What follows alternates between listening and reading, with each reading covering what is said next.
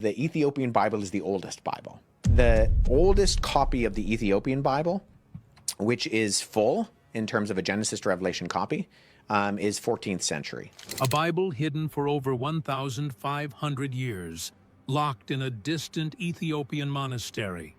Inside lies a post-resurrection story missing from every other gospel. Generations ignored it, scholars overlooked it, and history nearly erased it. What secret did it guard? What truth did we lose?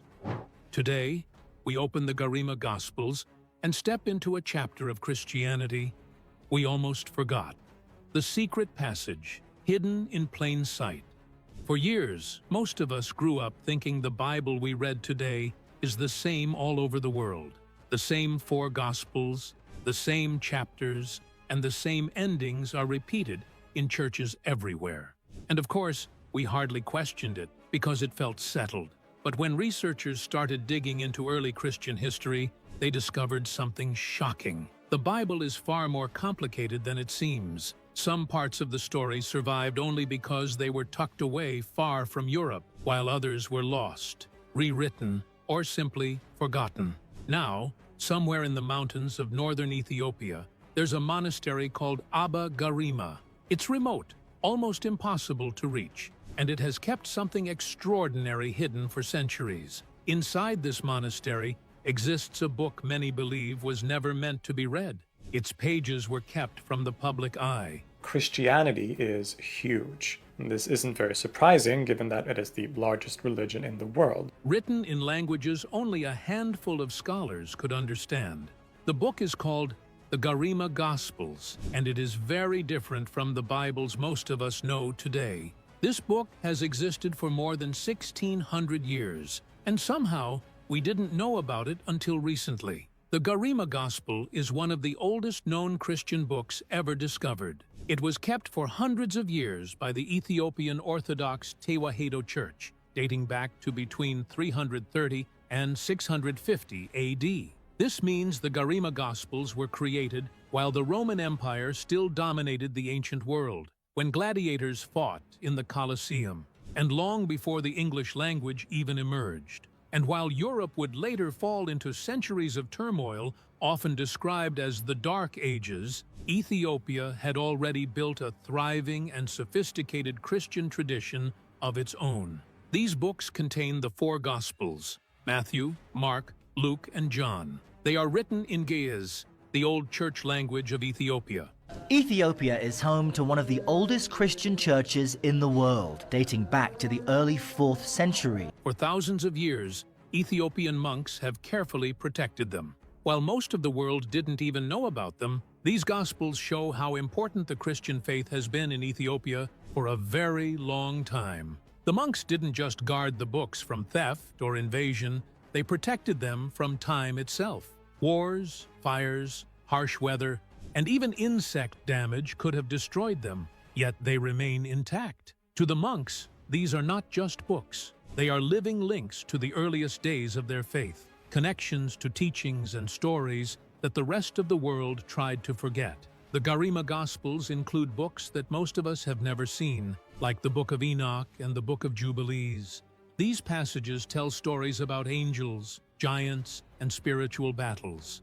Events the Western Church later decided were too dangerous or too strange. In Ethiopia, they were kept safe, untouched, and preserved as part of sacred tradition. Even the artistry of the manuscripts is intriguing. The illustrations show intricate patterns, birds, animals, and detailed designs that remain vivid even after centuries. Scholars long assumed that a manuscript this sophisticated could only have come from Europe. Only the Ethiopian church survived the burning. Its spiritual leader was an Egyptian. But the Garima Gospels prove Ethiopia had its own master artists and a rich history of illustration. Legend has it, Saint Garima, the monk who created the manuscript, wrote the entire book in a single day. The story claims God stopped the sun so he could finish it in one day. Historians dismissed this as impossible, but carbon dating confirmed The Ethiopian Bible is the oldest Bible. So this is the Ethiopian Bible. It is 88 books in total. This is the complete Apocrypha, which means it is the Bible plus additional readings. So this includes books like Jasher, the Book of Enoch, the Book of Noah, the Jubilees, the Luminaries, all those things that were conveniently forgotten or lost that we were not taught. Now, this is in the Book of Noah, which I was reading this morning, and I have to share what I found. So the Book of Noah goes into a lot more spiritual aspect of what was going on during his time, things that he went through. He, was crying out to his grandfather Enoch. Enoch came down, talked to him. They're talking about the flood. About why the flood happened, because they have learned all the secrets of the angels and all the violences of the Satans and all their powers. They were practicing sorcery and witchcraft and all that stuff. But this is the coolest part. So it says, and in those days the word of God came unto me. So here God is talking to Noah, telling him about the flood. And it says here highlighted, and now the angels are making a wooden building. And when they have completed that task, I will place my hand upon it and preserve it. So this tells me quite clearly that angels helped Noah build the ark, which honestly makes so much sense because when you're reading the book of Genesis, when you're looking at the specifications of this thing, it is incredibly massive. It never made sense to me that he built it alone. And so this tells me that angels helped him build it. God goes in here, down here, tells Noah how he's going to bless his seed so that he can be fruitful and multiply all over the earth. Now, I'm going to leave you with this question, number 4. And he will imprison those angels who have shown unrighteousness. So is he referring to the angels that built the ark, built the wooden building? If so, these had to have been the fallen angels because they showed unrighteousness. So my next question is, did the fallen angels build the ark and then God used it to his good and his glory, which he does all the time? He takes what Satan does and he turns it around. So were the fallen angels trying to escape the flood? So this is the Ethiopian Bible. It is 88 books in total. This is the complete Apocrypha, which means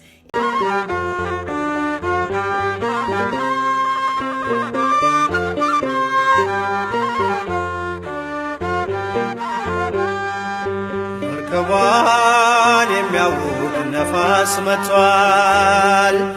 አድነን ጌታ ሆይ ተጨንቀናል። አድነን ክርስቶስ ተማጽነናል። መርከቧን የሚያውቅ ነፋስ መጥቷል። አድነን ጌታ ሆይ ተጨንቀናል። አድነን ክርስቶስ ተማጽነናል።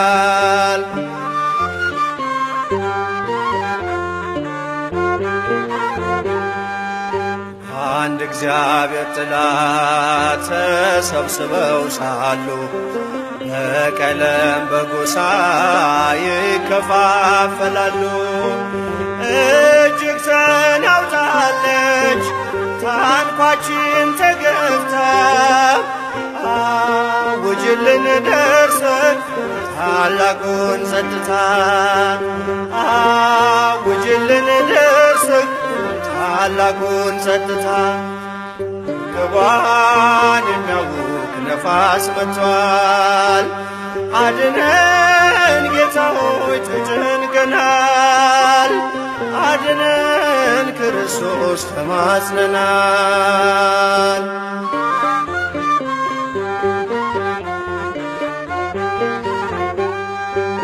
የጥፋት ርኩሰት በመርከቧ ነግሶ እረኛ ነኝ ይላል ተኩላው ለምድ ለብሶ። ቤተሰብ ሁሉ ተጨንቋል በነፍሱ፣ ሞገዱን ገስጸው ጸጥ ይበል ነፋሱ። ሞገዱን ገስጸው ጸጥ ይበል ነፋሱ። መርከቧን የሚያውክ ነፋስ መጥቷል። አድነን ጌታ ሆይ ተጨንቀናል። አድነን ክርስቶስ ተማጽነናል።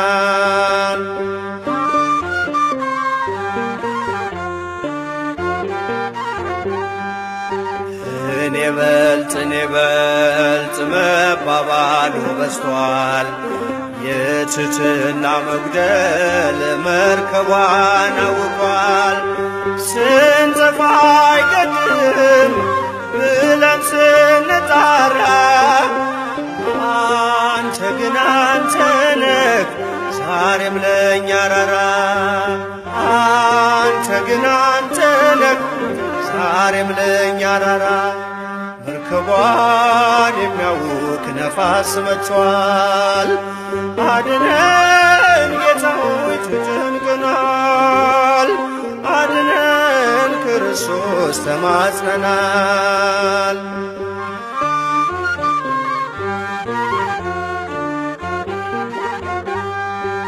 በቁጥር የበዙ ታንኳዎች እያሉ አንተ ባለህበት አይሏል ማይበሉ። ዘንበል በልልን ጌታ ዝም አትበለን። በእምነት ከመዛል ከመስጠም አድነን። በእምነት ከመዛል ከመስጠም አድነን። መርከቧን የሚያውክ ነፋስ መጥቷል። አድነን ጌታ ሆይ ተጨንቀናል። አድነን ክርስቶስ ተማጽነናል።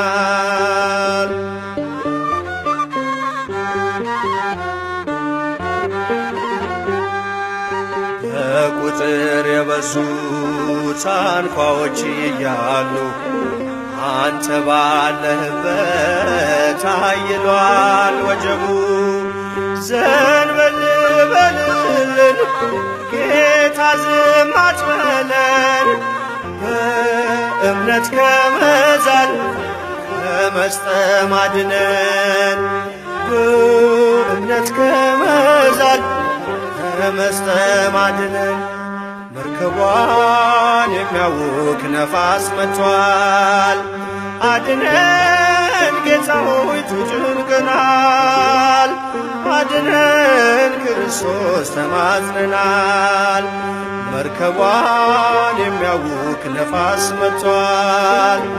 አድነን ጌታ ሆይ ተጨንቀናል።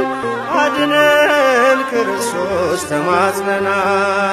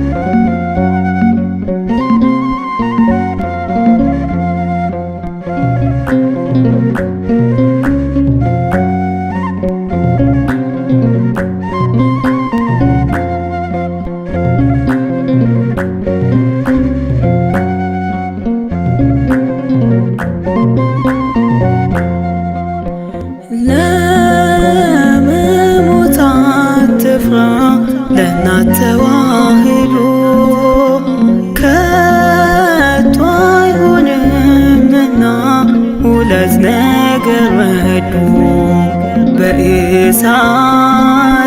በእሳት እንዳለፉ አባቶቻችን እኛም እናልፋለን ለክብሯ ቆመን ለመሞት አትፍራ ለእናት ተዋህዶ ከቶ አይሆንምና ሁለት ነገር ወዱ በእሳት እንዳለፉ አባቶቻችን እኛም እናልፋለን ለክብሯ ቆመን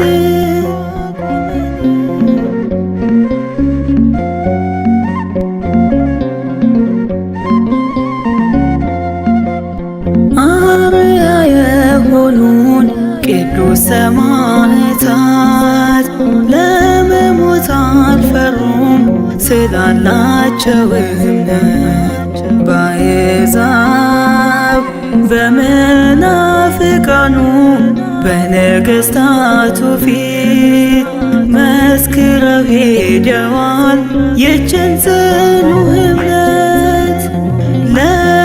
ለመሞት አትፍራ ለእናት ተዋህዶ ከቶ አይሆንምና ሁለት ነገር መዱ በእሳት እንዳለፉ አባቶቻችን እኛም እናልፋለን ለክብሯ ቆመን።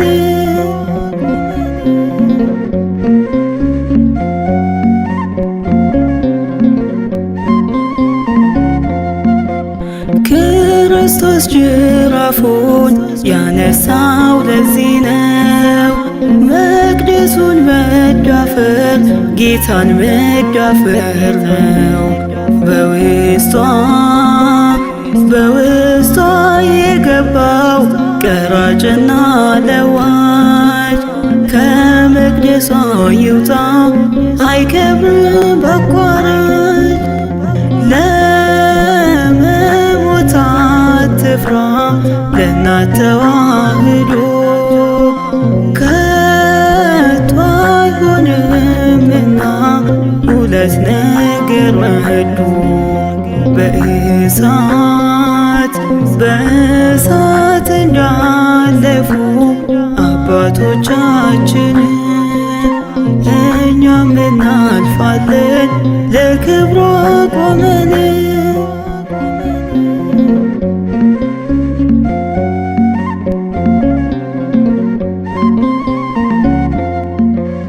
ክርስቲያን በታሪክ መቼ ፈርቶ ያውቃል?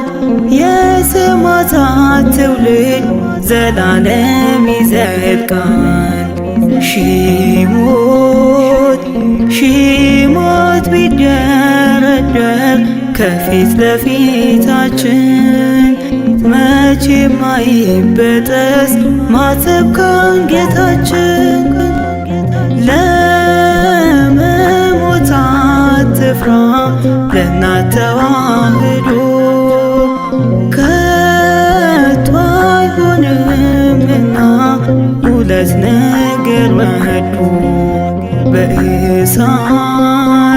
በእሳት እንዳለፉ አባቶቻችን እኛም እናልፋለን ለክብሯ ቆመን።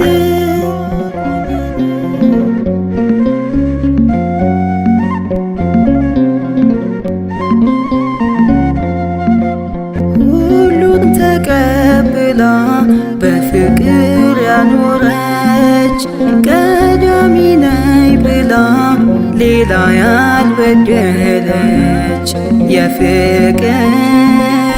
የፍቅር ምሳሌ የድል ከተማችን ኦርቶዶክስ ትኑር ለእናት አገራችን። ለመሞት አትፍራ ለእናት ተዋህዶ ከቶ አይሆንምና ሁለት ነገር መዱ በእሳት እንዳለፉ አባቶቻችን እኛም እናልፋለን ለክብሯ ቆመን። ለመሞት አትፍራ ለእናት ተዋህዶ ከቶ አይሆንምና ሁለት ነገር መዱ በእሳት እንዳለፉ አባቶቻችን እኛም እናልፋለን ለክብሯ ቆመን።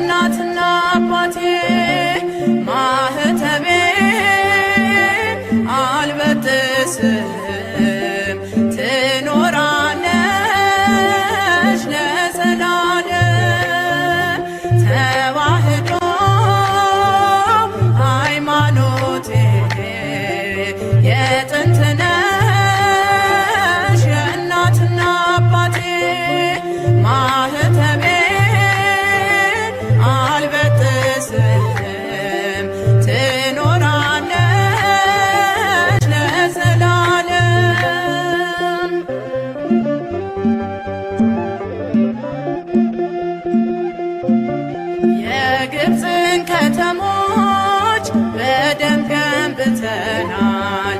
በመግደል ጽድቅ የለም ሞተን ግን ኖረናል። ማይተብሽን ፍቺ በጥሺው ቢሉኝ እኔስ ከናንገቴ ውሰዱት አልኩኝ። ተዋህዶ ሃይማኖቴ የጥንት ነሽ የእናትና አባቴ ማህተቤ አልበጥስም ትኖራለች ለዘላለም።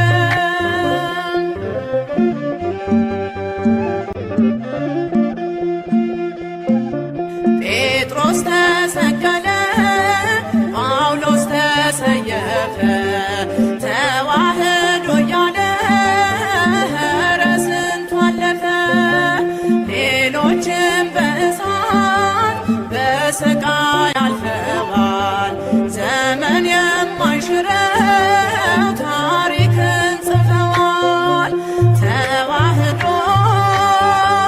ሃይማኖቴ የጥንት ነሽ የእናትና አባቴ ማህተቤ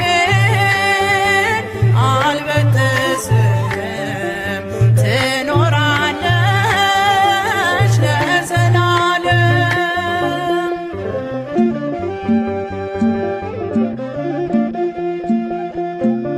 ፊተኛ ነንና እንዳንሆን ኋለኛ ሕዝቤ ተነጋጋ ተነሳ አትተኛ። ጅብ ከሄደ ውሻ እንዳይሆን ጩኸቱ የተዋሕዶ ልጆች አሁን ነው ሰዓቱ። ተዋህዶ ሃይማኖቴ የጥንት ነሽ የእናትና አባቴ ማህተቤ አልበጥስም ትኖራለች ለዘላለም።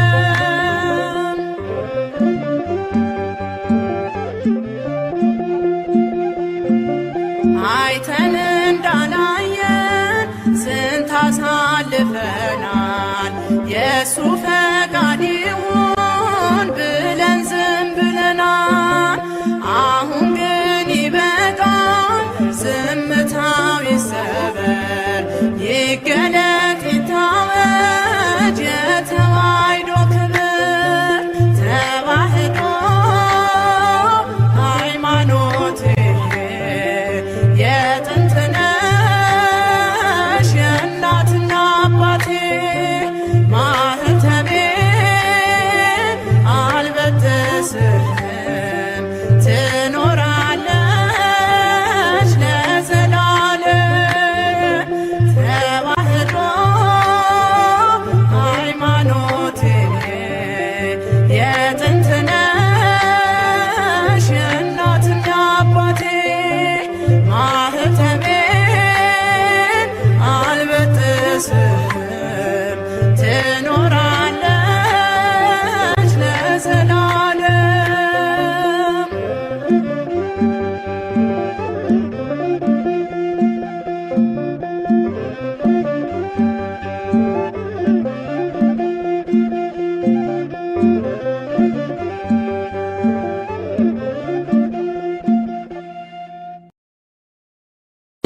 ብዙ አላውያን ነገሥታት ሊያጠፉሽ ታትረው ቢነሱ ሰይፍና ጉመድ ቢመዙ ቅዱስ ስፍራሽን ሊያረክሱ የሚጠብቅሽ አይተኛም የምታመልኪው እግዚአብሔር ዘላለም ላንቺ ብሩህ ነው አይሰራም የአሕዛብ ምክር። ሰማያዊት ናት ርስቴ ተዋህዶ ናት ሃይማኖቴ። ሰማያዊት ናት ርስቴ ተዋህዶ ናት ሃይማኖቴ። ሰማያዊት ናት ብዙ አላውያን ነገሥታት ሊያጠፉሽ ታትረው ቢነሱ ሰይፍና ጉመድ ቢመዙ ቅዱስ ስፍራሽን ሊያረክሶ የሚጠብቅሽ አይተኛም። የምታመልኪው እግዚአብሔር ዘላለም ላንቺ ብሩህ ነው፣ አይሰራም የአሕዛብ ምክር። ሰማያዊት ናት ርስቴ፣ ተዋሕዶ ናት ሃይማኖቴ። ሰማያዊት ናት ርስቴ፣ ተዋሕዶ ናት ሃይማኖቴ። ሰማያዊት ናት ብዙ አላውያን ነገሥታት ሊያጠፉሽ ታትረው ቢነሱ፣ ሰይፍና ጉመድ ቢመዙ ቅዱስ ስፍራሽን ሊያረክሶ የሚጠብቅሽ አይተኛም። የምታመልኪው እግዚአብሔር ዘላለም ላንቺ ብሩህ ነው፣ አይሰራም የአሕዛብ ምክር። ሰማያዊት ናት ርስቴ፣ ተዋሕዶ ናት ሃይማኖቴ። ሰማያዊት ናት ርስቴ፣ ተዋሕዶ ናት ሃይማኖቴ። ሰማያዊት ናት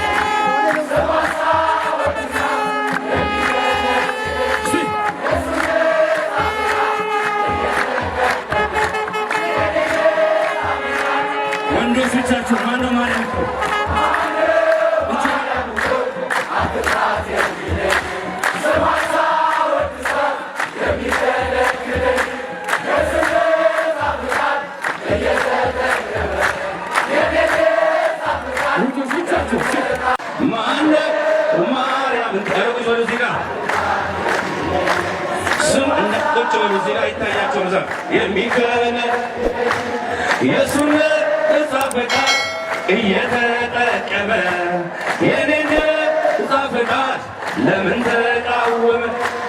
ከጽንሰት ጀምሮ እስከ እርገቱ ድረስ ያልተለያዩትን ሊለይ ክፉ መንፈስ እንቅልፉን በማጣት ሌት ተቀን ቢዞርም ሲያምረው ይቅር እንጂ ማርያምን አልተውም። ይከፋል ብዬ ወገንና ዘመድ አልን ወደ ኋላ ማርያምን ከመውደድ በውስጣቸው ያለው የእመቤቴ ጠላት ስሟን ሰጥቶ ይቃጠል በፍቅር ስጠራ ማነው እስቲ እጃችሁ ነው አትጣት የሚለኝ እስቲ እጃችሁ አይሰማም የስም ጠበቃ ይለቀበል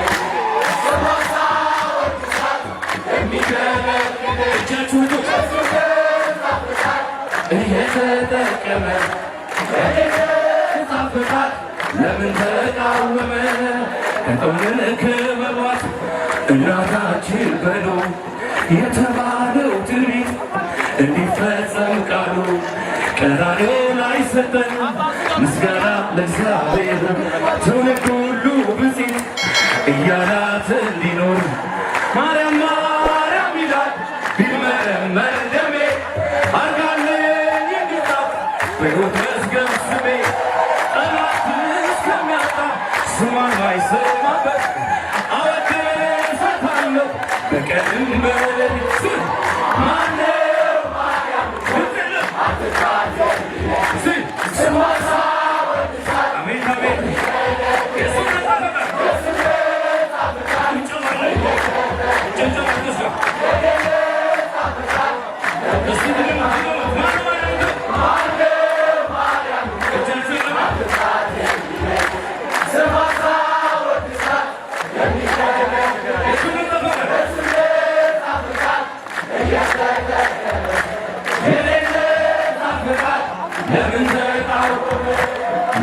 ወዳጅነት አጥብቄ ስለያዝ በጸረ ማርያሞች ብሆን የተወገዝ መቼም ቅር አይለኝ ደስተኛ ነኝ እኔ የእናትና ልጁ ወዳጅ በመሆኔ ይከፋዋል ብዬ ወገንና ዘመድ አልለለማላ ማርያምን ከበበት በውስጣችሁ ያለው የእመቤቴ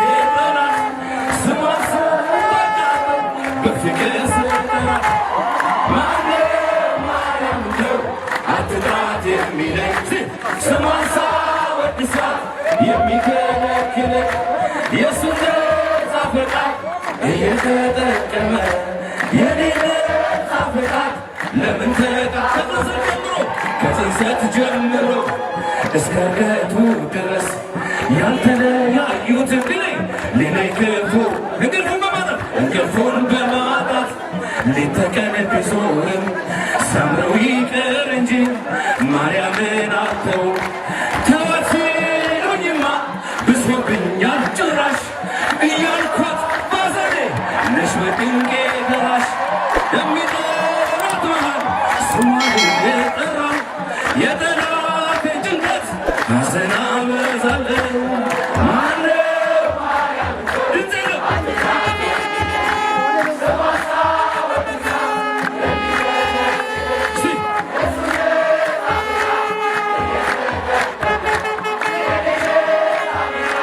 ወንዶቻችሁ ማነው ማርያም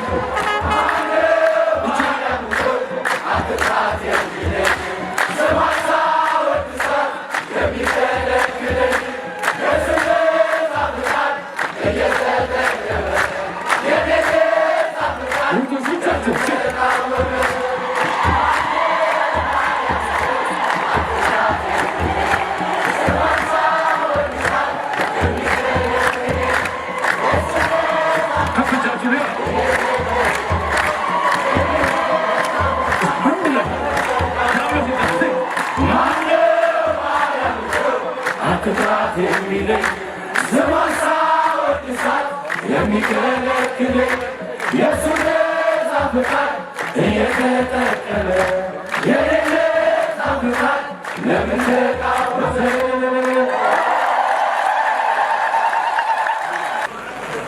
እኛ በሉ እኛ የተዋሕዶ ልጆች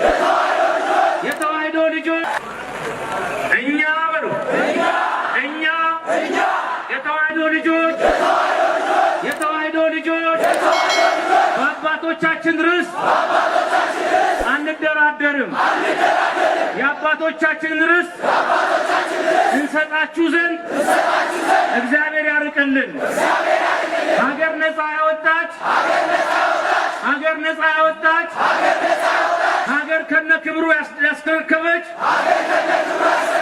እናት ቤተ ክርስቲያንን አክብሩ። እኛ የሌሎችን መብት አንነካም፣ የእኛንም አናስደፍርም። ለሃይማኖትና ለሀገር እንሞታለን። እኛ የተዋሕዶ ልጆች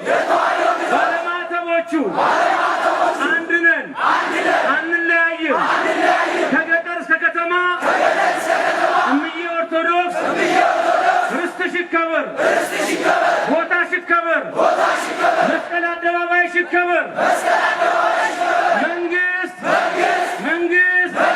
በአስቸኳይ ጥያቄያችን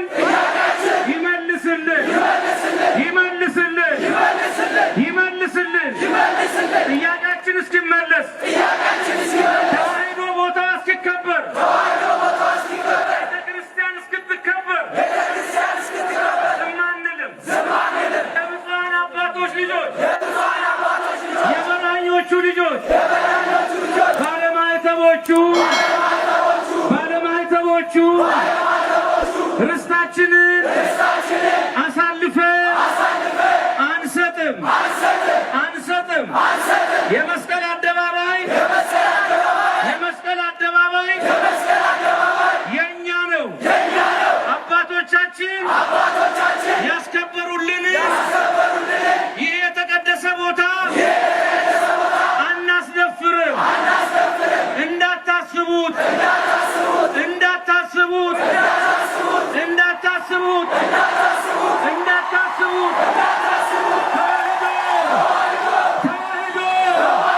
እምዬ ኦርቶዶክስ ብከዳሽ ቀኜ ትክዳኝ ዶግማሽን ቀኖናሽን አስከብራለሁ ቦታሽን ስፍራሽን አስከብራለሁ። ስለዚህ የሚመለከተው አካል በአጭር ጊዜ ድምፃችንን ይስማን፣ ካርታችንን ያስረክበን፣ የእኛኑ ለእኛ ይስጠን፣ የእጃችንን በእጁ ይስጠን፣ ክብራችንን ቆሞ ያክብርልን። ድል ለተዋሕዶ፣ ክብር ለኢትዮጵያ።